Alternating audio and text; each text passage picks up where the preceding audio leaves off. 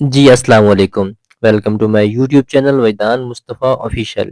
امید کرتا ہوں آپ سب خیر وفیت سے ہوں گے۔ تو چلتے ہیں ہم اپنے ناولز جنت کے پتے عظیم رحمن سے اگلی ویڈیو کی جانب۔ ہماری لاسٹ لائن حیا نے نیم جاں نے ڈال آنکھوں سے اس کو دیکھا اور پھر اس کے منہ پہ تھوک دیا۔ وہ بلا کر پیچھے ہٹا، اس کے بال چوڑے انگیٹھی پہ دیکھتا، برتن ہینڈل سے اٹھایا، کھلتی ہوئی ویکس۔ یو بچ! وہ غصے سے غلظات بکتا اس کے قریب آیا، برتن اس کے سر پہ اونچا کیا۔ نو! اس کی آنکھیں خوف سے پھیل گئیں۔ میرے بال! اس کے لبوں سے بس اتنا ہی نکل پایا تھا کہ روسی نے برتن اس کے سر پہ الٹ دیا۔ گرم کھولتی ہوئی ویکس تیزی سے اس کے بالوں کی مانگ پہ گری اور ہر طرف سے نیچے لڑکنے لگی۔ اس کی دل خراش چیخ نکل گئی۔ ابلتے مادے نے اس کے سر کی جلد کو گلا دیا تھا۔ بازو کا درد غائب ہو گیا۔ وہ وحشیانہ انداز میں زور زور سے چیخ رہی تھی، اپنی ہاتھ چھڑنے کی کوشش کر رہی تھی اور وہ بھی چیخ رہا تھا۔ اور تب اس نے زور سے اس کی کرسی کو دھکا دے کر الٹ دیا۔ وہ کرسی سمیٹ اوندے منہ زمین پہ جا گری، آتش دان کے بالکل قریب۔ کمرے میں دھواں سا بھرنے لگا تھا، ویکس اس کے سر پہ جمنے لگا تھا۔ اس کا سر بے حد وزنی ہو گیا تھا، آنکھیں بند ہو رہی تھیں اور اس کے منہ سے خون نکل رہا تھا۔ کمرے میں دھواں بڑھتا جا رہا تھا، آتش دان سے آگ کی لپیٹیں لپک لپک کر اس کی طرف آ رہی تھیں۔ اس نے زمین پہ گرے گال فرش پہ رکھے بند ہوتی آنکھوں سے اس دھندلے منظر کو دیکھا۔ دھوئیں کے اس بار کوئی اس روسی کا سر پکڑ کر دیوار سے مار رہا تھا۔ چیخیں، دھواں، آگ، خون، اس کا پورا جسم آگ میں دہک رہا تھا۔ جو افیشیت نے دیکھی وہ اس کا سیاہ فراق کا دامن تھا۔ آگ کی ایک لپیٹ نے اسے چھو لیا تھا۔ اس نے سیاہ کپڑے کو زرد شعلے میں بدلتے دیکھا، ہر طرف دھواں تھا اور وہ جانتی تھی کہ وہ مر رہی تھی۔ اس کے سفید خرگوش اس دھوئیں میں غائب ہو رہے تھے، وہ جل کر مر رہی تھی۔ راگلتی اس کی دائمی آگ ہر سو پھیل رہی تھی۔ اس نے دھیرے سے آنکھیں کھولی، وہ سفید چھت اس کی نگاہوں کے سامنے تھی، جس پہ خوبصورت نقش و نگار بنے تھے۔ درمیان میں ایک قیمتی اور نفیس فانوس لٹک رہا تھا، جس کا سر ایک نرم گداز تکیے پہ تھا اور مخملیں کمبل گردن تک ڈالا تھا۔ اس نے ایک خالی سی نگاہ کمرے پہ دوڑائی۔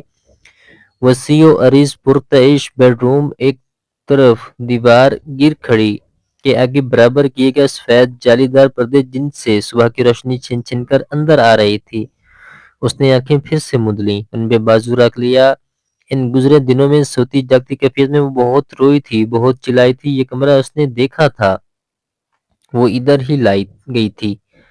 ہاتھ سے لگی ٹیپ اپنے بالوں میں نرمی سے چلتی، اس پوری آنکھوں والی لڑکی کے ہاتھ انجیکشن، نیم بے ہوشی، اسے ٹوٹا ٹوٹا سا سب یاد تھا۔ اور اس ڈوبتی ابھرتی نیند میں بھی وہ جانتی تھی کہ وہ بیوق ادا میں ہے، عبدالرحمن پاشا کے سفید محل میں۔ دروازے پہ دھیرے سے دستک ہوئی اور پھر وہ ہلکی سی چرچراہٹ کے ساتھ کھلا قدموں کی نرم سی آواز بیٹھ کے قریب آئی۔ اس نے آنکھوں سے بازو نہیں ہٹایا، وہ جانتی تھی کہ یہ کون تھی۔ صبح بخیر، نیند پوری ہو گئی ہے تو اٹھ جاؤ، ناشتہ کر لو۔ باب 6۔ نرم لہجے کے ساتھ اسے سائڈ ٹیبل پہ ٹرے رکھنے کی آواز آئی۔ وہ ہلی تک نہیں۔ نیند اچھی ہے لیکن زیادتی اگر اچھی چیز کی بھی ہو تو نقصان دہ ہوتی ہے۔ یہ کھیرے کا سوپ ہے اور ساتھ ناشتہ۔ حیانوز آنکھوں پہ بازو رکھے لیٹی رہی۔ یہ عبدالرحمن کی کال ہے، وہ تم سے بات کرنا چاہتا ہے۔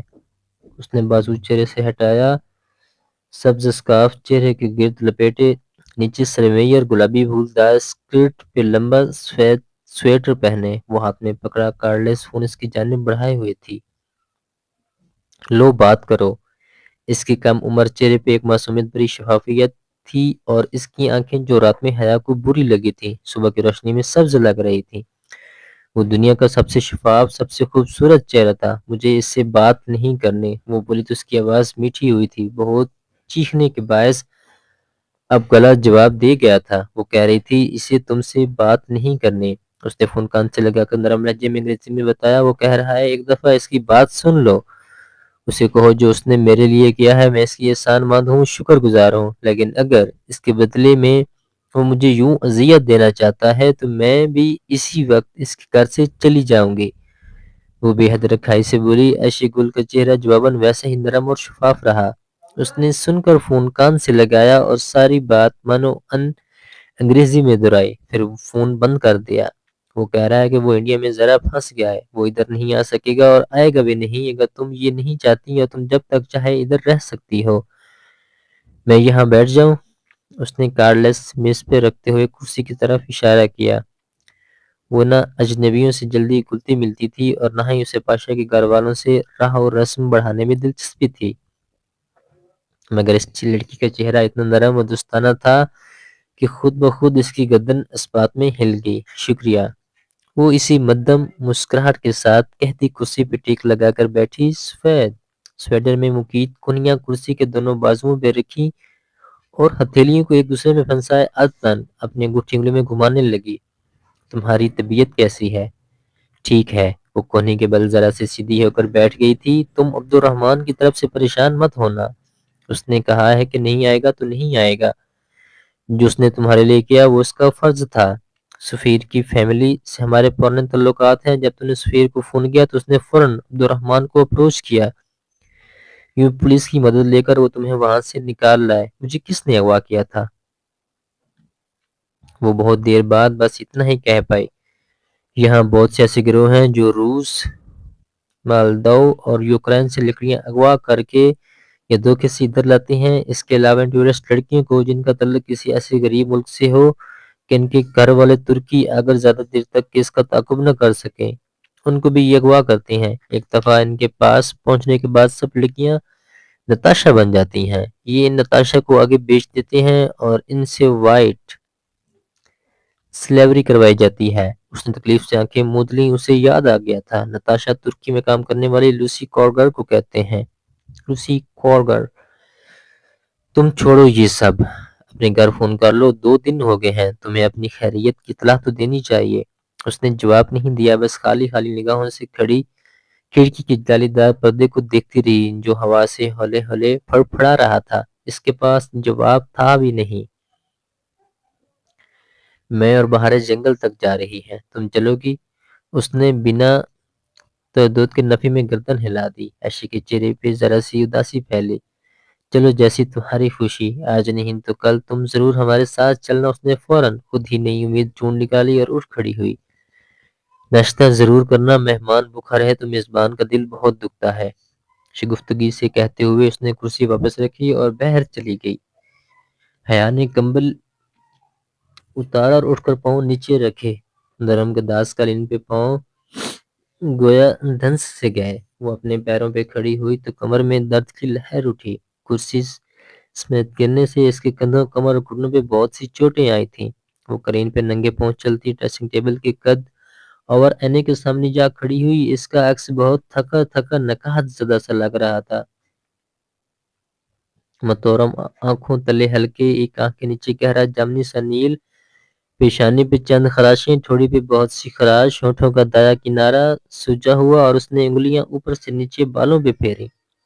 وہ ایسے ہی تھے، اتنے ہی لمبے، اتنے ہی گھنے، مگر ان کی چمک کھو گئی تھی۔ وہ ریشمی پن جو ہمیشہ ان میں چمکتا تھا اب وہاں نہیں تھا۔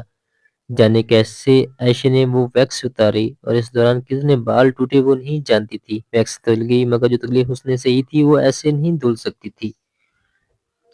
پولیس یا پاشا کے بندے جو بھی اس وقت دروازہ توڑ کر اندر آئے تھے، انہوں نے اس کے فراق کے دامن کو آگ پکڑتے ہی بجھا دیا تھا، مگر وہ پستہ قدروسی اسے جلا چکا تھا۔ حیا کو لگا وہ جلن ساری زندگی تکلیف دیتی رہے گی۔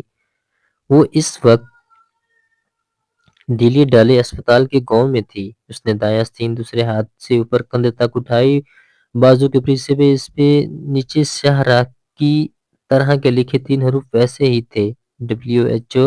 باقی کے 2 حرف RE، چونکہ داغے ٹھیک سے نہیں گئے تھے اس لیے ان پہ چھالا سا بن گیا تھا۔ چھالا ختم ہونے کے بعد ان کا نشان نہیں رہنا تھا، جو رہ گیا تھا وہ WHO تھا۔ اس نے زیر لب دہرایا، وہ کون تھی؟ کیوں کسی دوسرے کے گھر یوں پڑی تھی؟ وہ بھی ایک ایسے شخص کے گھر جس کو سخت ناپسند کرتی تھی۔ اس کا گھر کال کرنے یا واپسی سمانجی جانے کا دل کیوں نہیں چاہا تھا؟ شہر اس لیے کہ اس رات پھوپھو کا انتظار کر رہی تھی۔ انہوں نے اس کے نہ آنے پہ ان دونوں میں ہر جگہ پتہ کیا ہوگا، اب تک پاکستان میں یہ بات پہنچ گئی ہوگی۔ کیا وہ کبھی واپس جا سکے گی؟ عزت سے جی سکے گی؟ کسی کو منہ دکھا سکے گی؟ کیا ابا تایا فرقان اور سیما تائی کا سامنا کر سکیں گی، یا اس نے اپنے ماں باپ کو سارے خاندان میں بھی عزت کر دیا تھا؟ کون اس کی دہائی سنے گا کہ وہ باغی بھی نہیں تھی، اغوا ہوئی تھی۔ اس کے خاندان اور اس کے ملک میں اغوا ہونے والی لڑکی اور گھر سے بھاگنے والی لڑکی میں کوئی فرق نہیں سمجھا جاتا تھا۔ اسی لگا شریفوں کا مجرا بھرے بازار میں چلا دیا گیا تھا، وہ واقعی بدنام ہو گئی تھی۔ اور ہم ملتے ہیں اپنی اگلی ویڈیو میں۔ ناول جنت کے پتے از نمرہ احمد۔ اور اب سب سے گزارش ہے، اگر ابھی تک میرا یوٹیوب چینل ناول ابھی تک میرا یوٹیوب چینل وحیدان مصطفیٰ آفیشیل سبسکرائب نہیں کیا تو ضرور کریے گا۔